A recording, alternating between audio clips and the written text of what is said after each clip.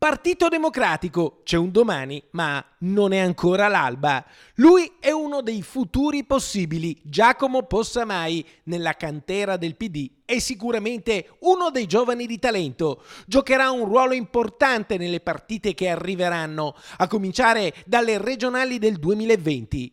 Politico made in Vicenza, già capogruppo in consiglio comunale, ha capito per primo che i Dem hanno una chance, quella di aprirsi alle liste civiche, ai mondi, alle categorie, al sindacato, alla cooperazione. Per questo ha lanciato il Patto per il Veneto. La vittoria di Bonaccini, pur in un territorio molto diverso dal nostro, deve essere di ispirazione, perché Bonaccini ha capito che anche in Emilia-Romagna il PD da solo non bastava più e che dovevamo aprirci alla società e pensare a liste civiche e a strumenti per parlare con tutti. Credo che questo sia il messaggio forte che è uscito da quel voto e sia il motivo per cui poi la Lega è uscita con le ossa rotte dalla partita in Emilia-Romagna, perché gli emiliano-romagnoli hanno capito che Bonaccini era una figura vicina al territorio e che Salvini il giorno dopo le elezioni sarebbe tornato a casa sua, mentre Bonaccini sarebbe rimasto lì a governarli. Lo stesso messaggio dobbiamo costruirlo qui.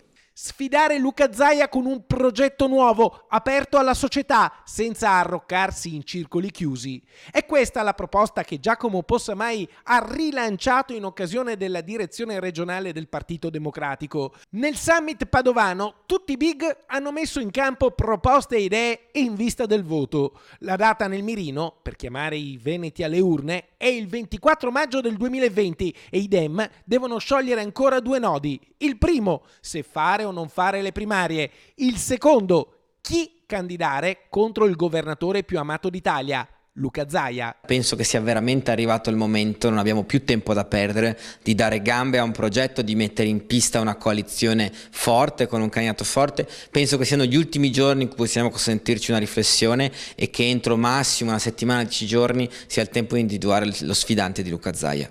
Con le primarie? Perché no, se possono essere utili.